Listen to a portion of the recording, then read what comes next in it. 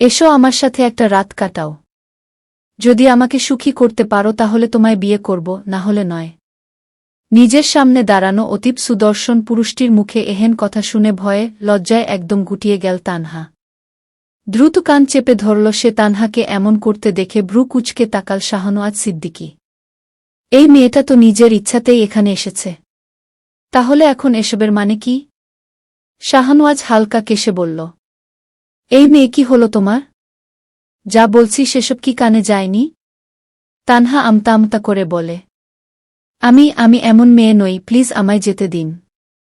কথাটা শুনে মোটেই ভালো লাগল না শাহনওয়াজের। সে রাগী স্বরে বলে উঠল, এতই যদি সতীসাবিত্রী হোস তাহলে এখানে এসেছিলি কেন? এখন এসব কি নাটক করছিস?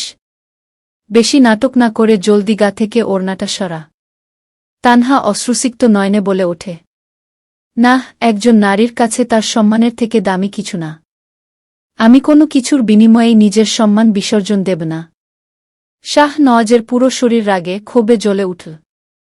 সে তানহার বাহু শক্ত করে আঁকড়ে ধরে বলে, তাহলে এখানে কি রং তামাশা করার জন্য এসেছিলি? তানহা এবার ফুপিয়ে কেঁদে ওঠে। সে তো এত কিছু ভেবে এখানে আসেনি। সে নিজের বান্ধবীর কাছে শুনেছিল এখানে আসলে সে নিজের জীবন পরিবর্তনের একটা সুযোগ পাবে। কিন্তু সেই সুযোগের জন্য যে এত বেশি দাম দিতে হবে সেটা তার কল্পনার বাইরে ছিল। তানহাকে এভাবে কাঁদতে দেখে শাহনওয়াজ বিরক্তির সর্বোচ্চ সীমায় পৌঁছে যায়। এক ধাক্কায় তানহাকে দূরে ফেলে দেয়। তানহা ফ্লোরে পড়ে গিয়ে ব্যথায় আর্তনাদ করে ওঠে। শাহনওয়াজের রাগ তবুও কমে না।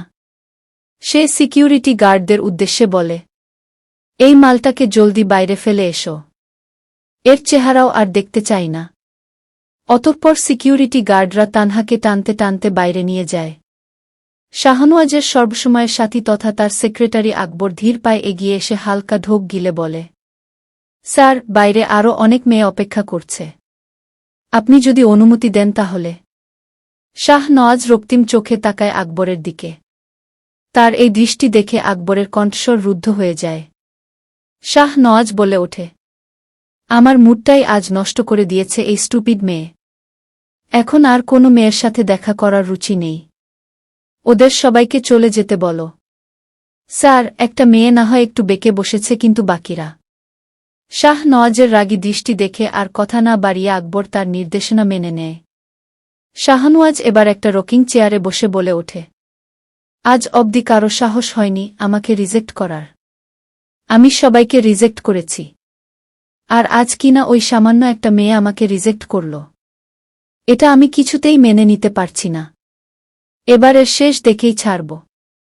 আকবর ফিরে এসে শাহনওয়াজ সিদ্দিকীর দিকে তাকিয়ে ভয়ে জড়সড় হয়ে থাকে। তাকে দেখেই বোঝা যাচ্ছে আজ তার রাগ সপ্ত আসমানে। আর হবে নাই বা কেন? শাহনওয়াজ সিদ্দিকী হল পুরো চট্টগ্রাম শহরের ত্রাসের নাম। খাতায় কলমে যদিও একজন সাধারণ বিজনেসম্যান, তবে তার আসল পরিচয় আরও বেশি ভয়ানক। চট্টগ্রাম বন্দর দিয়ে যত অনৈতিক চোরাকারবার সে পরিচালনা করে তা কারও অজানা নয়। তবুও ভয়ে কেউ তার বিরুদ্ধে কিছু বলতে পারে না। যারাই তার বিরুদ্ধে আওয়াজ তোলার চেষ্টা করে তাদের দুনিয়া থেকে সরিয়ে দেয় সে।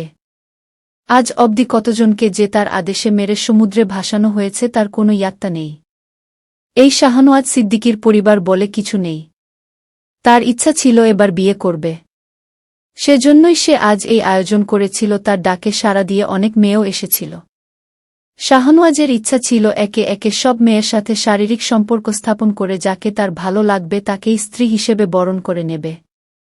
কিন্তু প্রথমেই এমন এক অনাকাঙ্ক্ষিত ঘটনা ঘটল যা তার পুরো ইচ্ছাটাই শেষ করে দিল।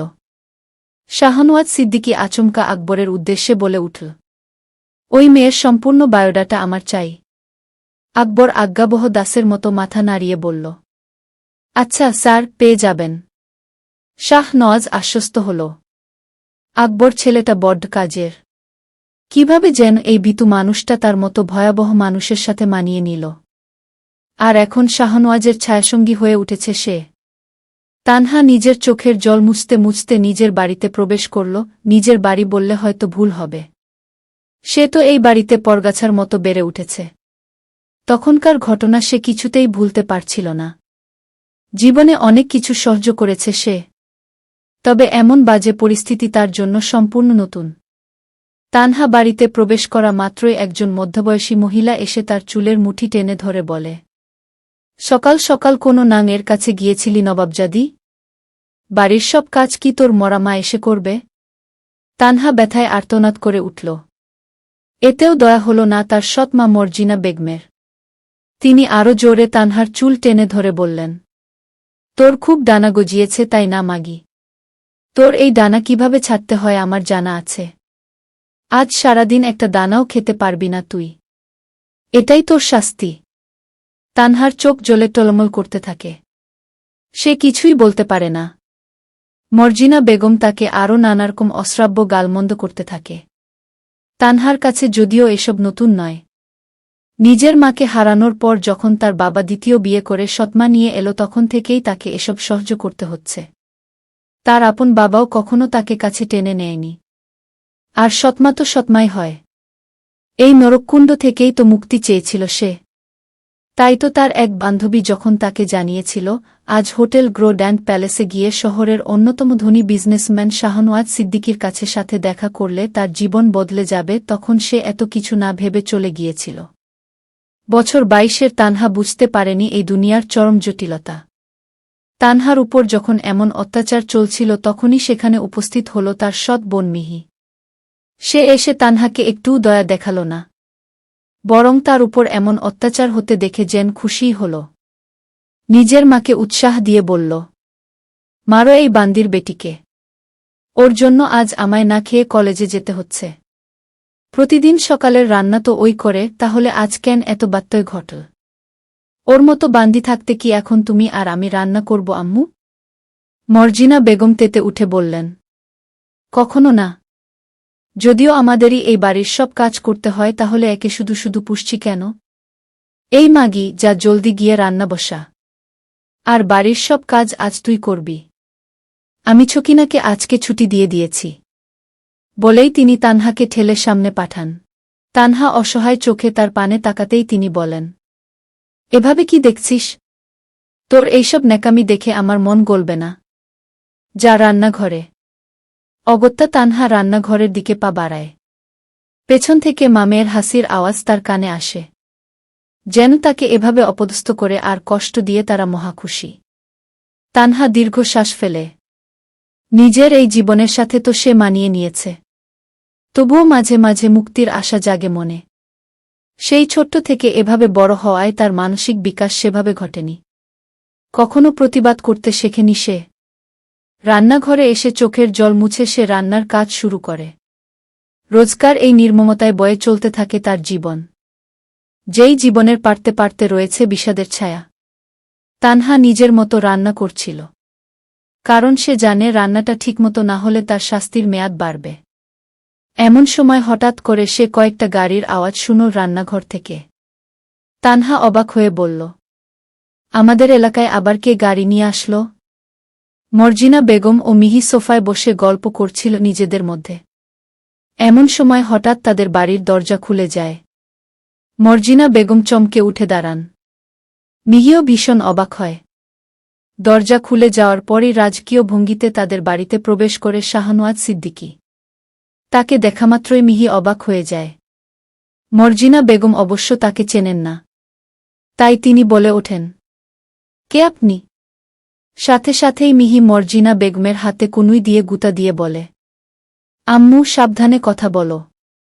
উনি এই শহরের বিখ্যাত মাফিয়া শাহনওয়াজ সিদ্দিকী। কথাটা শুনেই মর্জিনা বেগমের কণ্ঠস্বর নিচু হয়ে যায়। তিনি বিড়বিড় করে বলেন, হায় খুদা! ইনি আমাদের এখানে কেন এসেছেন? আমরা আবার কি করলাম ওনার সাথে? দাঁড়াও, আমায় ব্যাপারটা বুঝতে দাও। শাহনওয়াজ সিদ্দিকী কারো পরোয়া না করে তাদের বাড়ির নরম সোফায় গা এলিয়ে পায়ের উপর পা তুলে বসে পড়ে। চারিদিকে তার সমস্ত গার্ডরা বন্দুক নিয়ে দাঁড়িয়ে পড়ে। মর্জিনা বেগমের তো ভয়ে অজ্ঞান হবার জোগাড়। তিনি মিহির উদ্দেশ্যে বলেন, কি হচ্ছে আমি তো কিছুই বুঝতে পারছি না। বুঝতে তো আমিও পারছি না, আম্মু। এনাদের সাথে কথা বলার সাহসও তো হচ্ছে না।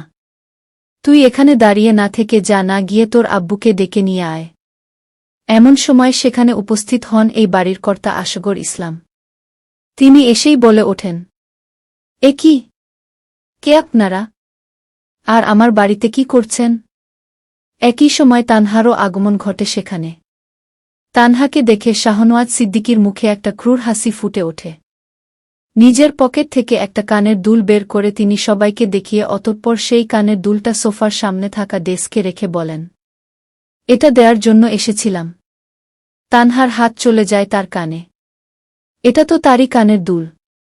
কোনোভাবে হয়তো খুলে পড়ে গেছিল। তানহার মনে এবার ভয় কাজ করতে শুরু করে। এই লোকটা কেন এই দুল নিয়ে এখানে এলো? মিহি এতক্ষণে সাহস করে বলে, আম্মু এই দুলটা তো। মর্জিনা বেগমের তীক্ষ্ণ দৃষ্টি তানহার পানে। তানহার একটি কানে দুল নেই। শাহনওয়াজ এবার উঠে দাঁড়িয়ে তানহার দিকে তাকিয়ে বলে, কালকে রাতটা অনেক মজার ছিল। আশা করি এমন মজা আবারও হবে। তানহা বিস্ফোরিত চোখে শাহনওয়াজের দিকে তাকায়। শাহনওয়াজ এরপর ডোন্ট কেয়ার ভাব নিয়ে রুম থেকে বেরিয়ে যায়। একে একে তার সব গার্ডসরাও বেরিয়ে যায়। সবাই বেরিয়ে যাবার পর মর্জিনা বেগম এগিয়ে আসেন। তানহাকে কিছু বলার সুযোগ না দিয়েই তার চুলের মুঠি টেনে ধরে গালে ঠাস করে থাপ্পড় বসিয়ে দিয়ে বলেন, তার মানে আমি ঠিকই ভেবেছিলাম। রাতের আধারে নিজের দেহ বিক্রি করতে গেছিলি তুই। তানহার দুচোখ বেয়ে জল গড়িয়ে পড়ে। মিহিও নিজের মায়ের তালে তাল মিলিয়ে বলে, একদম ঠিক বলেছ আম্মু। সবসময় তো সতী সাবিত্রী সেজে থাকে। এখন আসল চেহারা বেরিয়ে এলো। দেখেছে এই মেয়ের বুদ্ধি। কেমন চালাকি করে রাঘব বোয়ালকে জালে ফাঁসিয়েছে। নিশ্চয়ই অনেক টাকা কামিয়েছে। কথাটা শুনেই মর্জিনা বেগমের চোখ জ্বলজ্বল করে উঠল। এর মাঝে তানহা অনেক আশা নিয়ে এগিয়ে গেল তার বাবা আসগর ইসলামের দিকে। করুণ স্বরে বলল, আব্বু বিশ্বাস করো, আমি এমন কিছু করিনি, আমি তো শুধু। আসগর ইসলাম এক ধাক্কায় তানহাকে দূরে সরিয়ে বললেন, দূরে থাক আমার থেকে। খবরদার আমায় আব্বু বলে ডাকবি না। এই তুই তোর মায়ের সাথে মরে গেলি না কেন রে?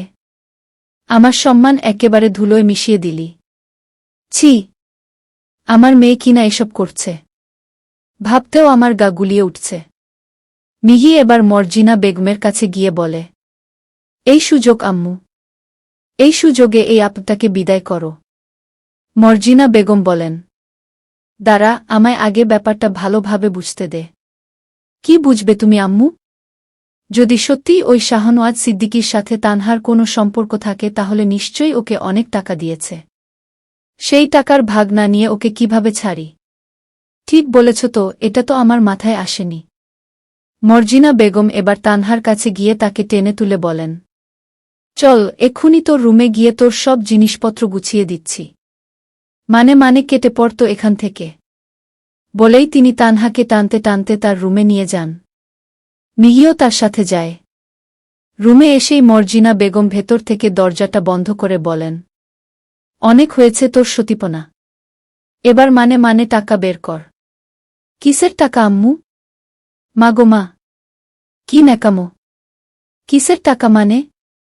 কাল রাতে যে ওই মাফিয়াটার বিছানা গরম করেছিস তার বিনিময়ে যে টাকা পেয়েছিস তার কমিশন আমাদের দিবি না? তানহা বলে ওঠে, আমি এমন কিছু করিনি। মিহি তানহার চুল টেনে ধরে বলে, এই একদম অভিনয় করবি না। এতদিন ধরে যে তোকে আমরা পেলেছি এখন তোকে এমনি ছেড়ে দেব ভেবেছিস? যা আয় করেছিস তার ভাগ আমাদের দিতে হবে। না হলে? বিশ্বাস করো আমি সত্যি এমন কিছু করিনি। মর্জিনা বেগম বলেন, বুঝেছি, ভালোই ভালোই তুই মানবি না। মিহি আয় তো, পুরো ঘর আমরা তন্ন করে খুঁজব। টাকা নিশ্চয়ই এখানেই কোথাও রেখেছে। দুজনে পুরো ঘর এলোমেলো করে দেয়, কিন্তু এক কানাকড়িও পায় না। মিহি ক্লান্ত হয়ে বলে, কিছুই তো পেলাম না। মর্জিনা বেগম এবার ক্ষিপ্তবেগে এগিয়ে যান তানহার দিকে। তানহার চুলের মুঠি ধরে বলেন, ভালোই বল, কোথায় রেখেছিস না হলে? বলেই তিনি তানহার কান থেকে সোনার দুল ও তার হাতে থাকা সোনার বালা খুলে নেন। তানহা অনুনয় স্বরে বলে, এগুলো আমার মায়ের শেষ চিহ্ন। এগুলো কেড়ে নিও না।